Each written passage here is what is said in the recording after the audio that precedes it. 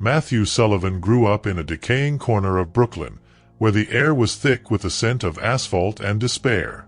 Crumbling brick buildings leaned into each other like weary elders, while the hum of distant trains and occasional shouting matches punctuated the silence of long nights.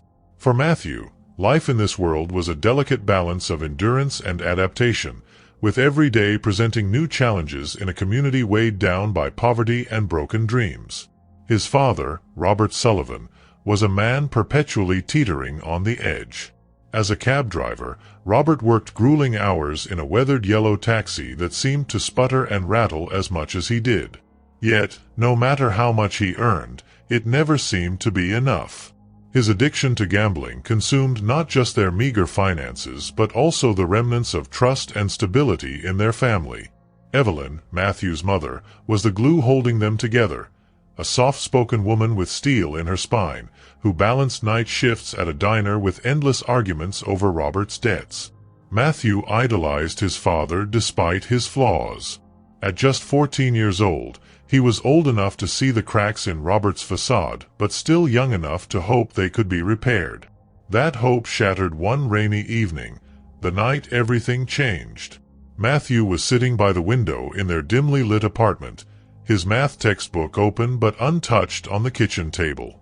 Outside, rain drizzled over the crooked street lamp that barely illuminated their block. Robert had promised he would be back by 8, and the clock had already struck 10.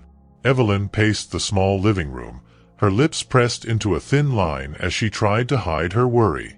When the blaring sound of car doors slamming echoed up the street, Matthew instinctively leaned closer to the window. A group of men emerged from a sleek black sedan, their sharp suits starkly out of place in the run-down neighborhood. Even from a distance, their purpose was clear. "Matthew, step away from there," Evelyn whispered, her voice tense. But Matthew couldn't look away. His heart hammered in his chest as he recognized his father, standing by the curb with his hands raised defensively. The men closed in around Robert like wolves circling prey. "You've had enough chances, Sullivan," one of them growled, his voice carrying in the rain-soaked air. "I just need a little more time," Robert pleaded.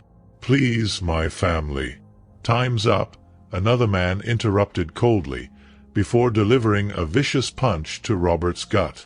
Evelyn gasped, rushing to the window. "Matthew, don't," she started, but the boy was frozen in place, his knuckles white as they gripped the windowsill. From their vantage point, they could do nothing but watch as the men struck Robert repeatedly, their blows swift and merciless. When Robert collapsed to the ground, clutching his ribs, the leader of the group knelt beside him and whispered something too quiet to hear. Moments later, a gleam of metal flashed in the faint light. The gunshot shattered the night.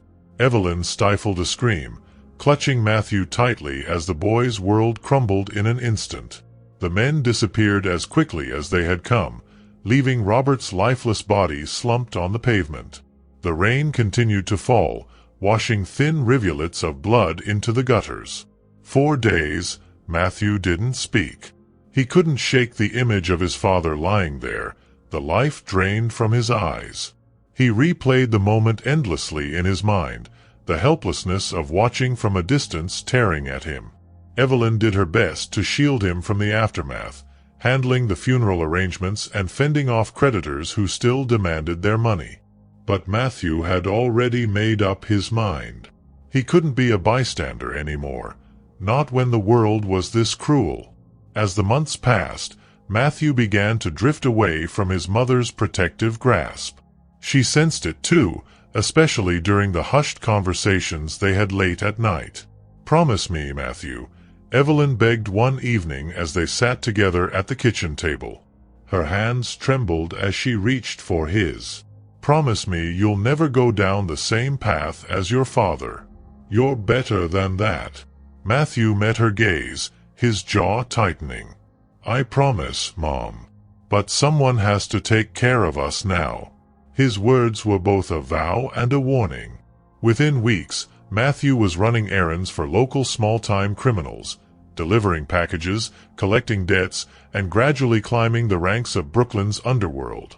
The work was dangerous, but Matthew quickly gained a reputation for his sharp instincts and unflinching resolve.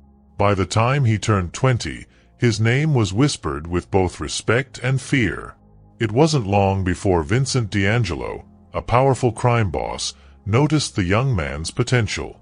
Vincent was a man who commanded loyalty through equal parts charisma and menace, and he saw in Matthew a hunger that could be harnessed. Under Vincent's mentorship, Matthew refined his skills, becoming a precise and efficient enforcer. They called him the Wolf. The nickname wasn't just for his cunning or his ability to track down targets, it was also for his loyalty. But loyalty came with a cost, and Matthew learned that lesson during one fateful mission. His partner, Ethan, was someone Matthew had trusted implicitly, a man who had fought alongside him through countless battles. But trust, he discovered, could be a fatal weakness. The job seemed simple: eliminate a rival in a deserted warehouse. But as Matthew approached the shadowy building, unease crept over him. "This doesn't feel right," he muttered, gripping the pistol at his side. "You're overthinking," Ethan replied, his tone too casual. The ambush came suddenly, gunfire erupting from every corner as Vincent's enemies surrounded them. Matthew's instincts kicked in, and he took cover, firing back with precision. But as the dust settled, realization dawned. The ambush wasn't a coincidence. It was a setup. Ethan's betrayal cut deeper than any bullet wound. "You always were too clever for your own good," Ethan sneered, raising his weapon. Matthew's survival was sheer will and luck. Injured and betrayed, he fought his way out, disappearing into the night. But the life he had built was over. Bleeding and desperate, he vanished from Brooklyn, leaving behind the name Matthew Sullivan and the legacy of the Wolf.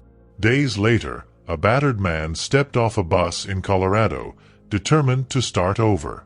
In the quiet town where no one knew his name, Matthew took a job washing dishes at a small restaurant. The nightmares of his past haunted him, but he clung to the fragile hope of redemption. Years had passed since Matthew Sullivan vanished into the shadows of his former life. Now, in the quiet streets of Denver, he was simply Matt, a man with a modest life and a simple dream: to leave behind the violence that had defined him. The bustling chaos of his past was replaced with the rhythmic clinking of pots and pans at Willow's Edge, a warm, rustic restaurant where he had climbed his way from dishwasher to head chef. Willow's Edge was more than just a workplace. Its wooden beams, soft lighting, and the faint aroma of rosemary and garlic had become a sanctuary. The staff had become a family of sorts, and the patrons, locals who craved comfort food, offered a semblance of normalcy that Matt craved. Most importantly, it was where he met Anna Parker, a bright-eyed schoolteacher with a gentle laugh that melted his guarded demeanor. Anna was everything his old world wasn't: kind, stable, and genuine. They married quietly after 2 years of dating, a small ceremony under the mountain skies, attended by a few close friends. For the first time in years, Matt allowed himself to believe in a future. But no one truly escapes the past. One Friday evening, the dinner rush had settled into a calm hum. The restaurant's cozy atmosphere buzzed with quiet conversations, the clinking of silverware, and the occasional burst of laughter. Matt worked efficiently in the kitchen, overseeing orders with the precision of someone who knew the value of focus.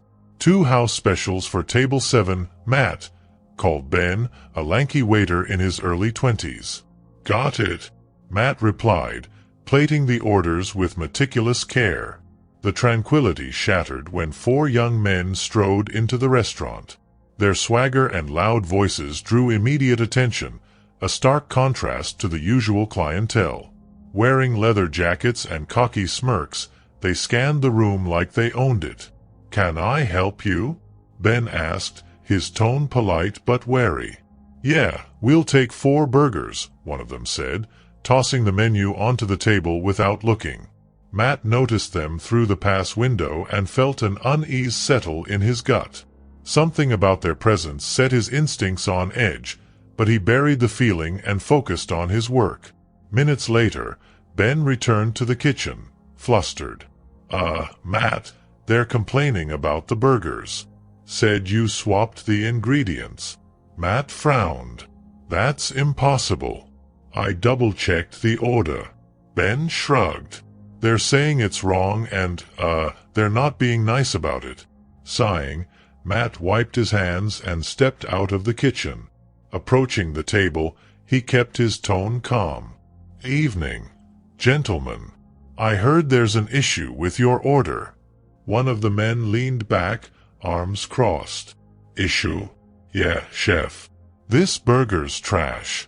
Tastes like something you scraped off the sidewalk." Matt's jaw tightened, but he forced a polite smile.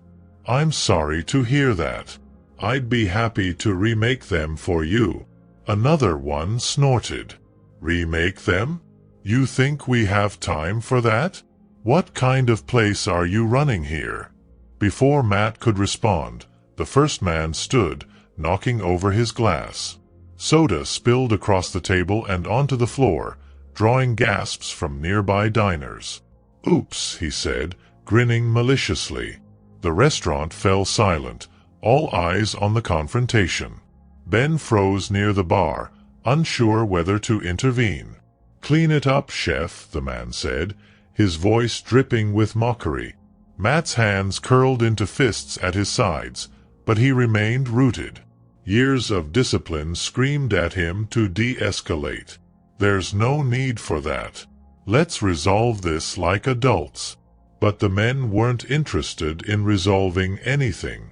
Another one shoved Ben as he tried to step in. "What are you staring at, huh?" That was the tipping point. Without a word, Matt moved. His body reacted faster than his mind, instincts honed from a past he'd buried. He grabbed the arm of the man who had shoved Ben, twisting it sharply and forcing him to the ground. The others lunged at Matt, but he was ready. The second man swung wildly, but Matt ducked, delivering a precise elbow to his ribs. A third man grabbed a chair, aiming to strike, but Matt disarmed him with a swift kick, sending him sprawling. The leader, now realizing the situation had turned, reached for a knife left on the table. Matt's eyes narrowed, and in one fluid motion, he disarmed the man, sending the blade skittering across the floor. "You wanted a show?" Matt growled, his voice colder than the mountain winds outside. "Here it is." The fight was over in seconds, but the restaurant was left in stunned silence. The young men groaned on the floor, defeated as Matt stood over them, his breathing controlled but his eyes betraying a storm of emotion. "Get out," he said, his tone leaving no room for argument. The men scrambled to their feet, stumbling toward the door without another word. As the door slammed shut, the murmurs began. Diners whispered to each other, some in awe, others in disbelief. One man near the back pulled out his phone. "Did you see that? I got the whole thing on video," he said excitedly. Matt froze. His past had taught him one crucial lesson. Visibility was danger. By the time he and Anna returned home that night, the video had already gone viral. Social media buzzed with footage of the chef who took down 4 thugs, and the attention only added fuel to the fire of Matt's worst fears. Anna sat at the edge of their bed, her face a mixture of disbelief and disappointment. "You told me this part of your life was behind you, Matt," she said, her voice barely above a whisper. "It is," he insisted, pacing the room. "I didn't have a choice. They pushed too far." "They were idiots, Matt," Anna interrupted, her frustration spilling over. "You didn't have to fight them like that. Now everyone's seen you, seen this side of you." Matt stopped, his shoulders slumping. "I didn't want this," he said softly. "But I couldn't stand by and let them hurt anyone." Anna's eyes softened, but the tension remained. "What happens now?" Matt didn't answer. He stared out the window, the Denver skyline glowing faintly in the distance. For the first time in years, he felt the weight of his past creeping back into his life, threatening to destroy the fragile peace he'd fought so hard to build. And deep down, he knew this was only the beginning. The video of Matthew Sullivan's altercation at Willow's Edge spread faster than he could have imagined. It didn't just reach the locals, it reached places he'd spent years trying to forget.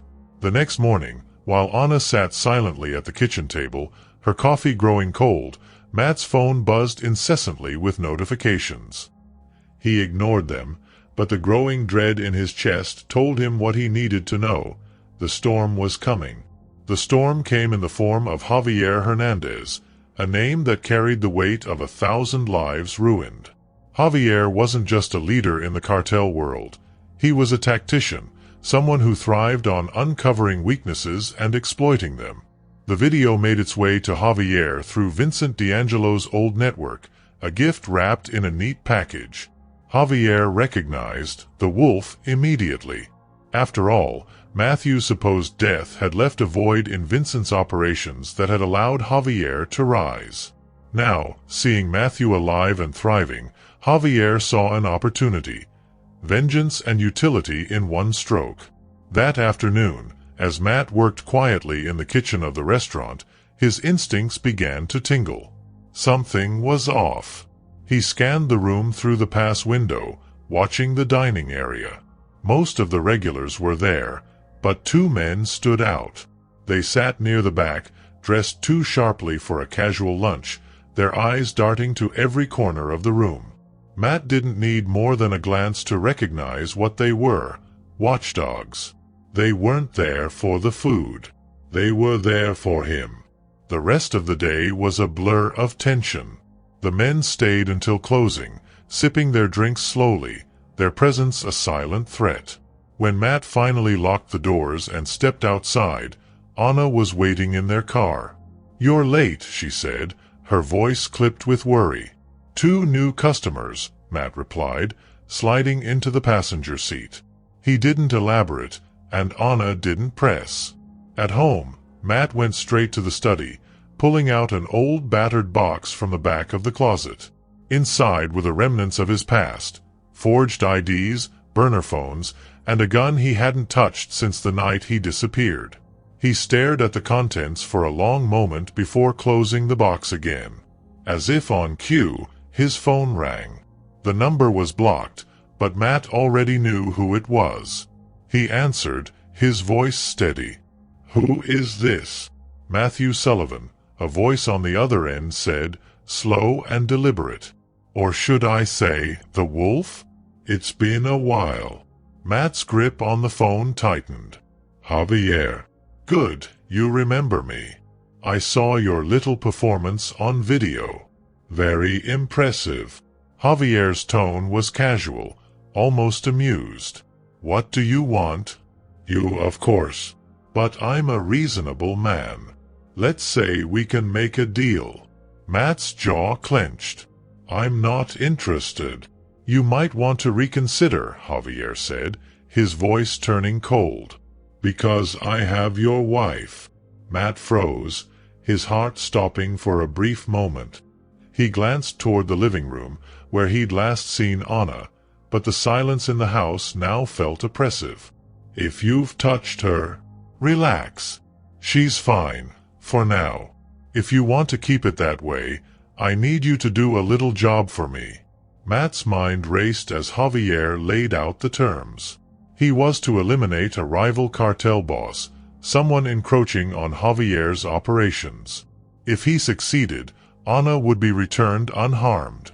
If he refused, the consequences were left unsaid but painfully clear. "Clock's ticking, Matthew," Javier said before the line went dead. The next hours were a blur of planning and desperation. Matt reached out to an old contact from his previous life, someone he knew he could trust.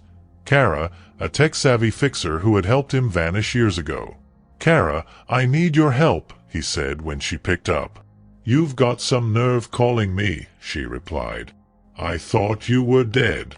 "I almost was. Look, it's urgent." My wife's been taken by Javier Hernandez.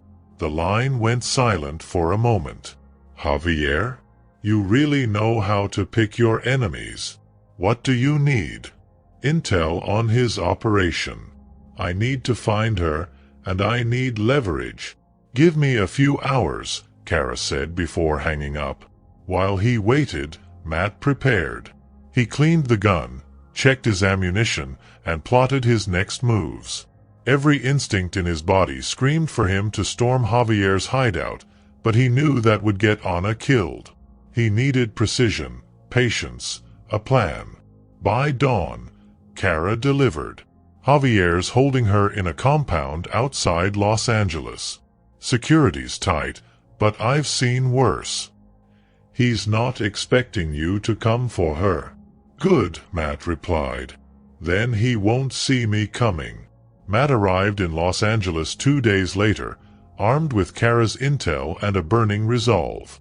The compound was a fortress, surrounded by high walls and guarded by men armed to the teeth.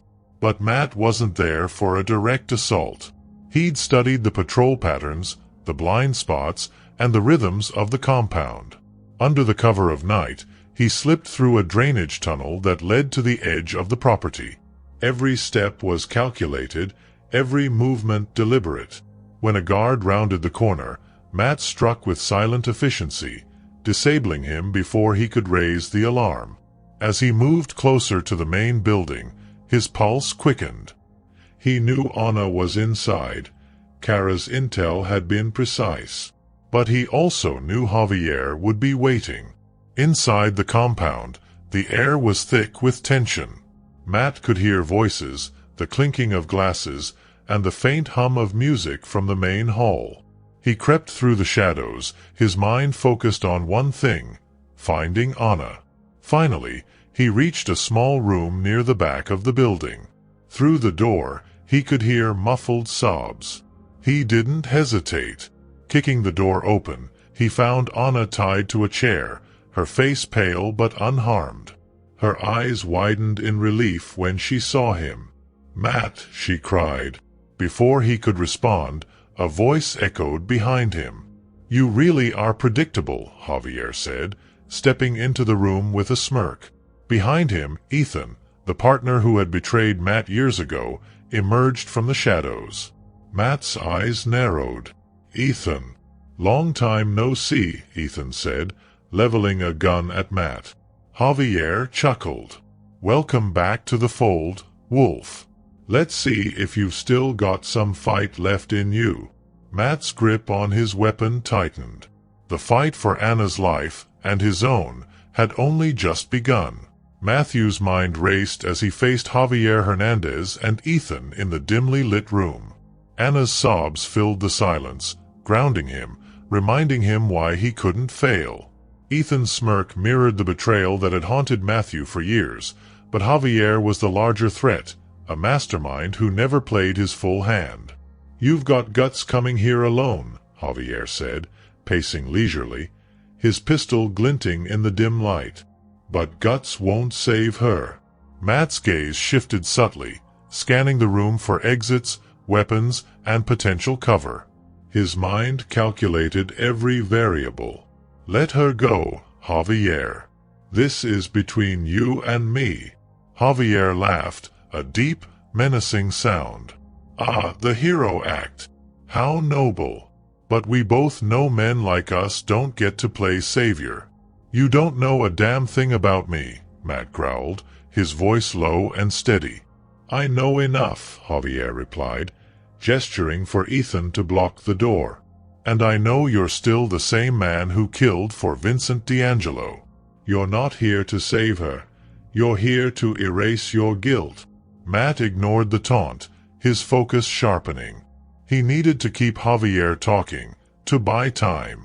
"What's your plan, Javier? You think killing me will make you untouchable? The FBI is already closing in on your cartel." Javier tilted his head, feigning amusement. "The FBI? You think they scare me? They're just another piece on the board." "Then you won't mind when I take you off it," Matt shot back, lunging before Javier could react. The room erupted into chaos. Matt's sudden attack caught Javier off guard, his pistol skidding across the floor as Matt drove him into a table. Ethan shouted, raising his gun, but Matt was already moving, flipping the table onto its side to use as cover. "Shoot him!" Javier bellowed, scrambling backward. Ethan fired, the deafening sound of gunshots ricocheting off the walls. Matt ducked and returned fire, his movements precise and controlled. The narrow room left little space for maneuvering, but Matt's training took over. A bullet struck the table, splintering wood inches from his head. Matt peeked out, his sharp eyes catching Ethan's exposed shoulder. He fired, and Ethan cried out, stumbling against the wall as blood seeped through his jacket. Javier, now armed with a second pistol from his waistband, took cover behind a filing cabinet. He opened fire wildly, forcing Matt to retreat closer to Anna. "Matt!" Anna screamed, struggling against her bindings. "I'm here!" he shouted back, rolling across the floor to grab the knife from his boot. With one swift motion, he cut the ropes binding her wrists and ankles. "You need to get out of here," he said, his voice urgent. "I'm not leaving you." Anna protested, but Matt's eyes locked onto hers, firm and unyielding. "Go," he ordered, handing her the knife. "I'll find you. Just stay safe." Anna hesitated, but the sound of approaching footsteps outside the room forced her hand. She slipped out through a side door while Matt turned his attention back to Javier. Ethan, despite his wound, pushed forward, his gun raised. Matt launched himself at Ethan, disarming him with a brutal twist of the wrist. The gun clattered to the floor as Matt delivered a punishing blow to Ethan's jaw, sending him crashing to the ground. "You were my brother," Matt hissed, standing over him. Ethan laughed bitterly through a bloodied mouth. "And you were a fool to think anyone survives this life clean." Javier took the moment of distraction to fire a shot. The bullet grazed Matt's side, a sharp pain blossoming as he stumbled against the wall. Gritting his teeth, he pushed through the pain and grabbed a steel pipe lying nearby. Javier advanced, his gun trained on Matt. "You should have stayed dead, Wolf. You're good at it." Matt didn't wait for another shot. He swung the pipe with everything he had, striking Javier's arm and knocking the gun away.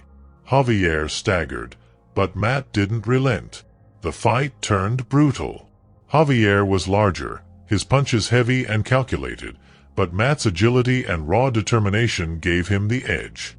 Every blow he landed was fueled by years of regret and a desperate need to protect Anna. Javier lunged, tackling Matt to the ground. The two grappled, fists flying, until Matt gained the upper hand, slamming Javier's head into the concrete floor. Dazed but alive, Javier glared up at him, his lip curled in defiance. "You think killing me will change anything?" Javier spat. "Another will take my place. Always." Matt tightened his grip on the pipe, his muscles trembling with rage. For a moment, the urge to end it all surged through him. But then he thought of Anna, her face, her voice, her unwavering belief that he could be more than his past. "No," Matt said, his voice steady. "But putting you away will." He struck Javier once more, knocking him unconscious. Breathing heavily, Matt staggered to his feet, clutching his wounded side. Minutes later, Matt emerged from the compound, supporting a limping Anna. Kara's intel had included an escape route through the woods, and Matt used it to guide them to safety. By the time they reached the rendezvous point, a secluded clearing where an unmarked car waited, Matt's vision was blurred with exhaustion and pain. Kara stepped out of the car, her expression grim. "Guess you made it out," she said, helping Anna into the back seat. "Barely," Matt muttered, collapsing into the passenger seat. "You look like hell," Kara remarked, starting the engine. "Feel worse," Matt replied, leaning his head back against the seat. Anna reached for his hand, her grip firm despite her trembling fingers. "You saved me," she whispered. "I'm sorry I couldn't protect you from this," Matt said, his voice heavy with guilt. "You did," Anna insisted, her eyes glistening with tears. "You always have." As the car sped away from the chaos, Matt allowed himself a fleeting moment of relief. But he knew the battle wasn't over. Javier's empire was still intact, and the ghosts of his past would never stop chasing him. For now, though, he held onto Anna's hand, finding strength in the promise of their survival. The cold steel doors of the detention center clanged shut behind Matthew Sullivan. He stood in the center of the room, his wrists shackled and his face hardened. Around him, federal agents shifted papers and murmured to one another, their expressions betraying a mix of wariness and curiosity. Matthew, once the Wolf, had willingly surrendered himself to the FBI in exchange for one thing: the safety of Anna. 2 weeks had passed since the brutal confrontation with Javier Hernandez. Javier was alive but incarcerated, awaiting trial thanks to Matthew's testimony and the evidence he'd provided. The takedown of the Hernandez cartel was already in motion, but it came at a price. Matthew knew his past wouldn't go unpunished. Anna sat in the corner of the visitor's room, her fingers gripping a paper cup of coffee as if it were the only thing grounding her. The past weeks had been a blur of police interviews, lawyer consultations, and long nights alone in their empty home.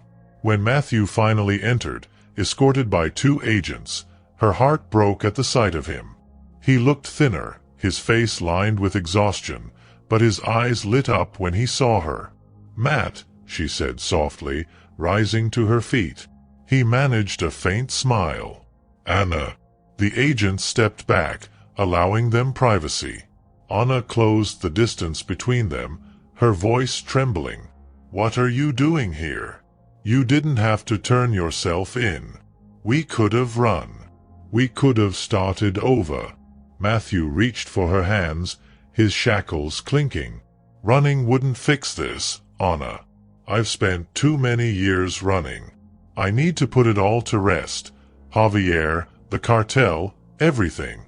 If I don't, it'll never stop." Tears welled in her eyes. "And what about us? What happens to us now?" "I'm going to make it right," he promised, "even if it takes time.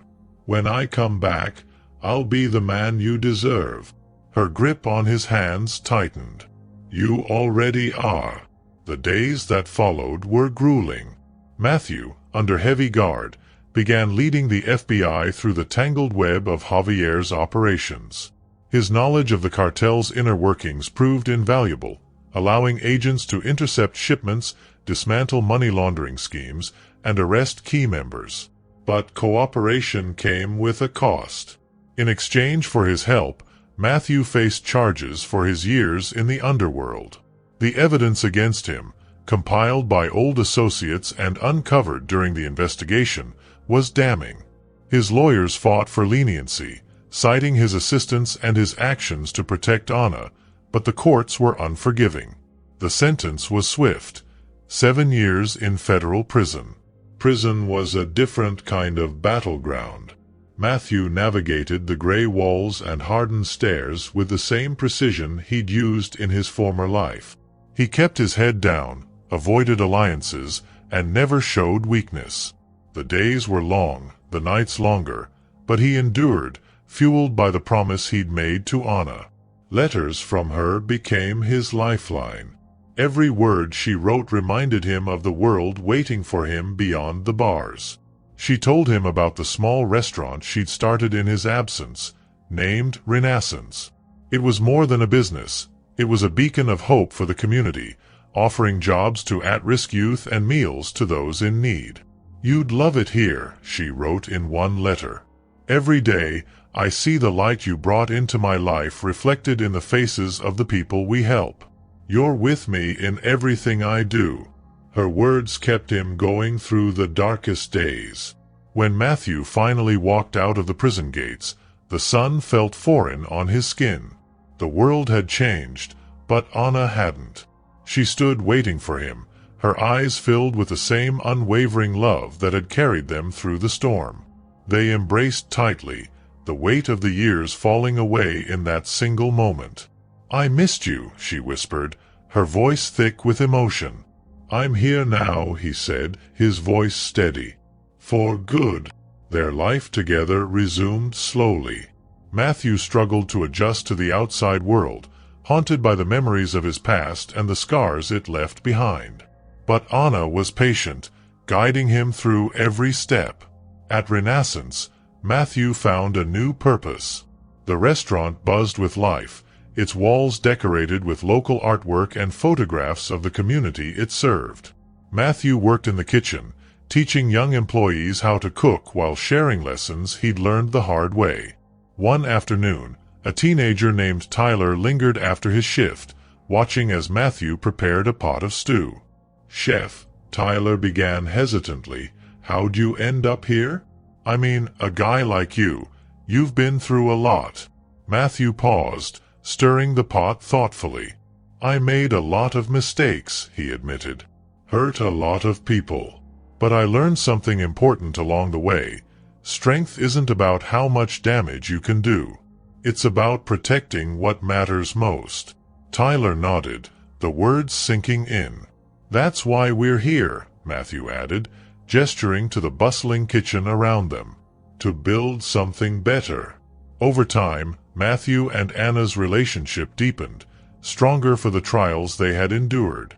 One night, as they sat together in the quiet of their small home, Anna spoke the words Matthew had been waiting to hear. "I forgive you," she said simply. His throat tightened, emotion overwhelming him. "For what?" "For thinking you had to carry all this alone," she replied, resting her hand over his. "We're in this together, Matt. Always." As Renaissance thrived, word of its success spread beyond the small Carolina town. Journalists wrote about the restaurant's mission, praising it as a symbol of redemption and community. Matthew, though reluctant to step into the spotlight, accepted the attention as part of his journey. But even as he built a new life, the shadow of Javier Hernandez lingered. Javier, still awaiting trial, had managed to influence operations from behind bars, and his cartel remained a threat. Matthew knew the fight wasn't truly over. One evening, as he closed the restaurant, Anna appeared in the doorway. "You okay?" she asked. Matthew nodded, gazing out into the night. "Yeah, just thinking." "About him?" "Yeah," he admitted, "but not in fear. Just preparing." She placed a hand on his shoulder, her presence grounding him. "No matter what comes next," she said, "we'll face it together." Matthew looked at her, the woman who had stood by him through everything. For the first time in years, he allowed himself to believe they could finally find peace. For now, the future was theirs to build. Together. The courthouse buzzed with tension as Matthew Sullivan walked through its grand entrance, flanked by 2 federal agents. The air was heavy with anticipation, reporters swarming outside the marble steps, their questions blending into a chaotic hum. Matthew ignored them, his focus steeled on the task ahead, testifying against Javier Hernandez, the cartel kingpin whose empire had left scars across countless lives, including his own. Inside the courtroom, Javier sat shackled at the defense table. Despite his confinement, his presence exuded menace. His sharp suit and cold eyes seemed out of place amid the proceedings, as if he were more predator than prisoner. Javier's lips curled into a smirk as he spotted Matthew enter. "The wolf returns," Javier muttered under his breath, his words a taunt meant only for those close enough to hear. Matthew took the stand, his heart steady but his mind a storm of memories. The prosecutor began questioning him, peeling back the layers of his involvement in the cartel's operations. Matthew's voice was calm as he described the intricacies of the network, the violence, and the countless lives ruined by Javier's empire. "Mr. Sullivan," the prosecutor said, her tone firm but respectful, "can you confirm whether the defendant, Javier Hernandez, order the execution of Vincent D'Angelo and assumed control of the syndicate afterward? Yes, Matthew replied, his eyes locking onto Javier's. He orchestrated the entire takeover. It wasn't just business, it was personal. Javier chuckled softly, leaning toward his attorney. Matthew ignored him, continuing to recount the events that had led to Javier's rise and his own decision to disappear. The testimony stretched for hours, every word a nail in the coffin of Javier's criminal empire. But as the session neared its end, Javier made his move. "Your Honor," Javier's attorney said, standing with measured confidence, "we request a brief recess." The judge hesitated, then nodded. 15 minutes. As the room emptied, Javier remained seated, his eyes never leaving Matthew. When the room was clear of all but a few guards, he finally spoke. "You think this ends here?" Javier's voice was low, laced with venom. "Men like me don't disappear. Even in chains, I'm stronger than you'll ever be." Matthew approached, his movements deliberate. The guards tensed but allowed it. He leaned in close, his voice cold and unwavering. "Men like you fall, Javier.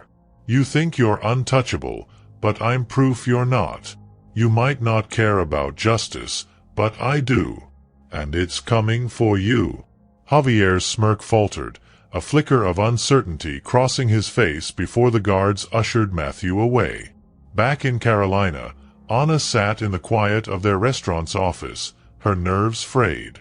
She had avoided watching the trial on television, the thought of Matthew facing Javier again too much to bear. The restaurant had closed early, its usual warmth replaced by an eerie silence. A knock at the door startled her. It was Tyler, one of the restaurant's young employees. "Miss Anna," he said hesitantly, holding his phone. "You need to see this." He handed her the screen, where a live stream of the trial showed the prosecutor delivering her closing statement. The camera occasionally panned to Javier, who now looked less like a kingpin and more like a cornered animal.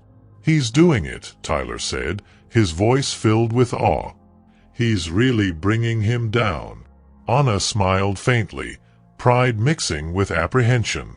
"Yes, he is." The verdict came the next day. After deliberation, the jury found Javier Hernandez guilty on all charges, including murder, racketeering, and drug trafficking. He was sentenced to life in prison without parole, his cartel officially dismantled by law enforcement. The victory was bittersweet for Matthew. As the courtroom emptied, he sat alone for a moment, staring at the empty defense table where Javier had once sat. The weight of years of violence and regret pressed down on him, but for the first time, there was a sliver of peace. Back in Carolina, life at Renaissance flourished. The restaurant had become a cornerstone of the community, a place where second chances weren't just possible, they were celebrated. Matthew threw himself into the work, teaching young employees not just how to cook, but how to believe in themselves. One day, as he prepared the day's special in the bustling kitchen, Tyler approached, holding a framed newspaper clipping. "Chef," Tyler said, grinning. "Thought you might want to see this." Matthew took the frame, reading the headline, "From the Shadows to Redemption: How One Man Took Down a Cartel and Rebuilt a Life." The article detailed Matthew's testimony, the fall of Javier's empire, and the success of Renaissance. "Where'd you find this?" Matthew asked, his tone curious but light. "Community board," Tyler replied. "Figured it belonged here." Matthew smiled, hanging the frame on the restaurant's wall. "Thanks, kid. Now, back to work. Those onions won't chop themselves." That evening, as the restaurant closed and the last of the staff left, Matthew and Anna sat together on the patio. The air was cool, the stars bright against the dark Carolina sky. Anna reached for Matthew's hand, her touch gentle but firm. "Do you feel it now?" she asked softly. "Feel what?" "The peace. The freedom you've been fighting for." Matthew looked out over the quiet town, a faint smile touching his lips. "Yeah," he said. "I think I do." Anna leaned her head against his shoulder, the silence between them filled with unspoken gratitude. As the night deepened, Matthew allowed himself to imagine the future, not one dictated by fear or the shadows of his past, but one shaped by the life they were building together. For the first time in years, he felt truly free. If you enjoyed the story and want to see more content like this, support the channel by subscribing, liking, and turning on notifications.